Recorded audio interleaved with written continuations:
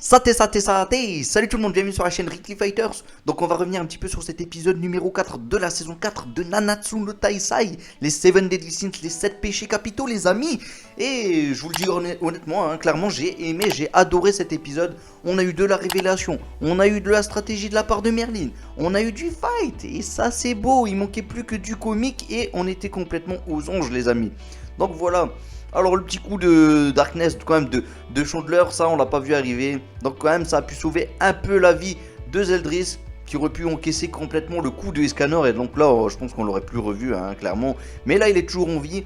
Et là à ce passage il y a un petit changement, parce que le coup d'Escanor certes ok il n'a pas fonctionné. Ça c'est pareil dans le manga. Mais normalement il y a Rudoshell qui enchaîne directement avec un Gold Shining. Ce n'était pas le cas dans l'épisode. Zeldris a été mis de côté, voilà, il a été mis un peu plus en retrait pour pouvoir récupérer un peu de ses blessures. Et plus tard, le Gold Shining va être fait quand même contre Zeldris. Mais normalement, ça se passe directement, ça enchaîne directement après le coup de Escanor. Donc voilà, là, c'était pas le cas.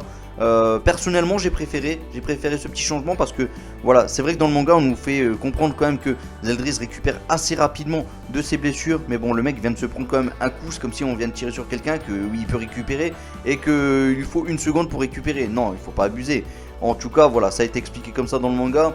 Là, on comprend que voilà, il vient d'être blessé par un coup quand même assez fatal de la part de Escanor. Et donc du coup, il peut se reposer un petit peu sur le côté, mais que ça va pas suffire parce que finalement, il va se prendre un Gold Shining plus tard dans l'épisode. Et donc du coup, voilà, c'est fini pour Zeldris.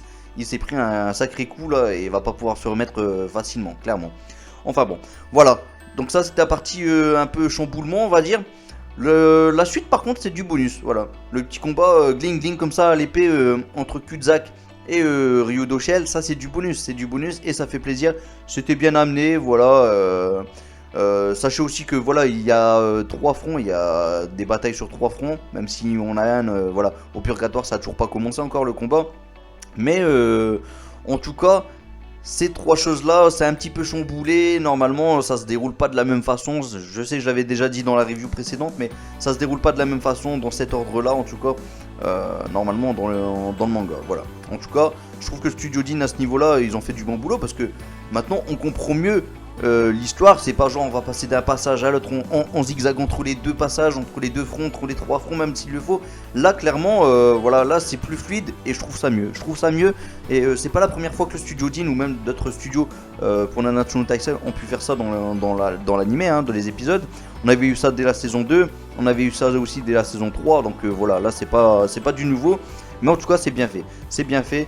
Et les amis, franchement, Merlin, la stratège, franchement, super intelligente, super balèze. Voilà, dès son double impact. Bon, j'avais dit une bêtise dans la review qui parlait de ce double impact. J'avais dit que c'était un exterminate raid, mais non, c'était un double impact. C'était logique en fait, c'était logique. Enfin bon, dès ce double impact, du coup, elle avait déjà mis son plan en œuvre.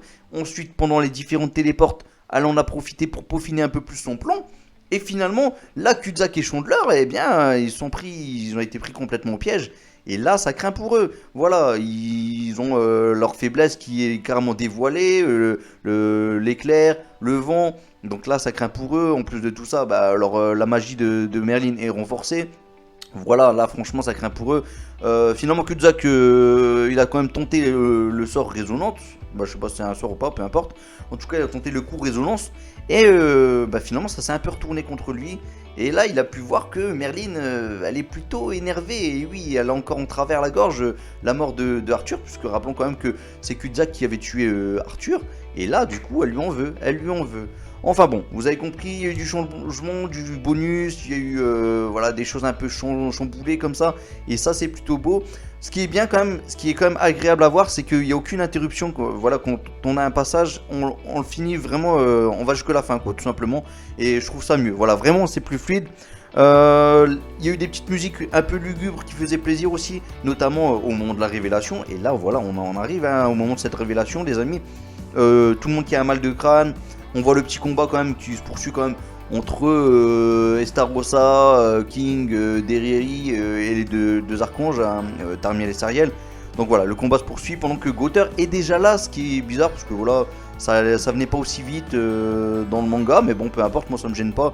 Les petits morceaux comme ça qui ont pu être découpés à ce moment-là, ça me gêne pas parce que voilà, on voyait notamment Gother dans les airs encore avec Hawk, voilà.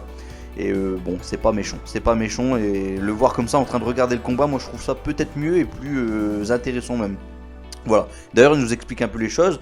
Il y a aussi du coup Elisabeth qui se rappelle un peu ce qui s'est passé à l'époque, comme quoi du coup Meliodas n'a qu'un seul frère, c'est Zeldris, et qu'il compte tout faire pour le sauver, lui et aussi la chérie d'Eldris, voilà, Gelda, parce que voilà, c'est vrai que du coup Zeldris suit aveuglément les ordres de son père, et du coup Meliodas lui il l'a un petit peu aussi en travers la gorge, voilà, il veut tout faire pour sauver son frère, son petit frère. Donc voilà, il n'a qu'un seul frère, donc voilà, c'est pas Estarossa, là on l'a compris dans cet épisode. Et du coup, qui est Starossa? Eh bien, c'est un chien, les amis. Il porte le nom d'un chien, donc, et donc du coup, qui est cette personne alors? C'est Maël. Donc voilà, qu'est-ce qui s'est passé? Eh bien, le vrai Gother, l'original, a utilisé un sort, hein, le Forbidden Curse.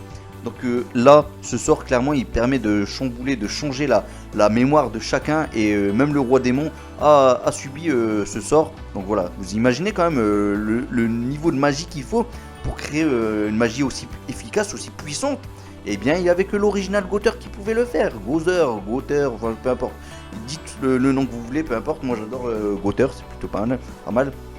Alors, on a eu la petite tornade comme ça ensuite, et ça a du coup dévoilé le fameux Maël. Donc Maël avec un petit peu de noir sur le visage.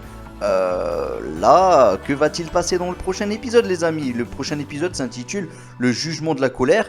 Et on peut comprendre quelques petits trucs par rapport à ce titre. Mais bon, je vais pas spoiler, si ce n'est que je peux vous dire que ça va pas forcément faire plaisir à tout le monde. Voilà. Et le mal de crâne qui vient comme ça subitement sur tout le monde, j'ai aimé. C'était bien amené de la part du studio Jin. Alors, on va parler rapidement des dessins. Bon, les dessins, ils étaient quand même assez beaux. Il y en a certains qui étaient beaucoup plus beaux. Notamment Gother, que je trouvais assez bien fait, avec ses petites mèches comme ça qui volaient dans le ciel. Voilà, le studio Jin, quand même, en termes d'animation, voilà, les dessins, clairement, c'est beau. Hein. Le studio Jin, quand même, se permet quand même maintenant de mettre de l'animation, même sur une chevelure, voilà, qui vole comme ça. Voilà, il y a un petit courant d'air. C'est vrai qu'au moment de la tornade, il y a eu pas mal de vent. Et voilà, ils mettent des mouvements sur tous les trucs. Et ça fait plaisir, ils laissent pas des images statiques comme ça qui bougent pas, et ça c'est bien. Franchement, là il y a du progrès vraiment au niveau du studio Jin. Maintenant, c'est pas quelque chose, je vais pas vous mentir, oui, je suis du coup du côté du studio Jin, excusez-moi, parce que le studio Jin, on fait beaucoup d'efforts sur le moindre geste, sur le moindre passage, ils mettent de l'animation. Alors ça c'est pas mal. En plus il y a quand même des moments assez sympas. Voilà, dans le dernier épisode on a eu quand même du Gront et Scanor, c'était plutôt pas mal franchement. Maintenant c'est vrai que d'autres studios ont fait 1000 fois mieux. Bon, là c'était quand même super beau, et il y a quand même beaucoup de progrès. On va pas non plus cracher sur ce qu'ils ont fait, sur le travail qu'ils ont fait. Clairement c'est beau. Et j'ai aimé la petite riposte Merlin avec son Exterminate Raid contre Chandler avec son Exterminate Raid. Ensuite elle a intensifié la puissance avec son Infinity, et ça c'était beau les amis. La tornade pour nous montrer la transformation, c'est pas une transformation du coup, pour nous montrer la véritable apparence de Maël. C'était beau avec les ailes qui passent du blond au noir comme ça, en faisant une sorte de craquelure comme ça. C'était beau. Il n'y a pas eu non plus beaucoup de moments comme ça où c'était grandiose, parce que voilà, il n'y a pas eu non plus de gros moments où on a eu des gros passages de magie. Il y a eu aussi le petit passage du Gold Shining, du flash comme ça de Ryo Doshel sur Zeldris pour lui donner un peu le coup de grâce, on va dire. C'était beau, c'était pas non plus grandiose, mais ça passait. Voilà. Je trouve vraiment qu'ils ont fait vraiment beaucoup de boulot. Le studio Jin, ils se sont vraiment remis en cause, et vraiment ça c'est une bonne chose. Là, je le dis honnêtement, je pense qu'on pourra avoir une saison quand même assez agréable, et ça c'est sympa, ça c'est vraiment sympa. Bon voilà, vous l'avez compris, cet épisode j'ai aimé. Il y a eu de bonnes musiques, il y a eu des beaux dessins, une bonne animation, un scénario au top. Bien chamboulé de la part du studio Jin, mais voilà, ils ont bien amené tout ça, et voilà, ça c'était quelque chose de vraiment sympa, un épisode vraiment sympa à voir. Et j'ai hâte de voir la version originale sous-titrée français, je l'avoue, j'ai regardé la version originale sous-titrée anglais. Bon, du coup j'aurais vu la version japonaise, j'aurais vu la version anglaise, enfin sous-titrée anglaise, et maintenant je vais voir la version sous-titrée français en live réaction sur la chaîne Massen Correction. Donc voilà, je vous invite à y voir le petit live réaction. Maintenant je serai pas aussi surpris que ça, mais c'est un bon épisode, et franchement je pense que vous allez adorer aussi. N'hésitez pas à dire ce que vous en avez pensé en commentaire comme d'habitude. Et puis moi je vous laisse un Masenko en espérant qu'il vous guide vers la victoire. Et puis surtout, n'hésitez pas à vous abonner. Salut tout le monde, ciao ciao ciao, Masenko, piou.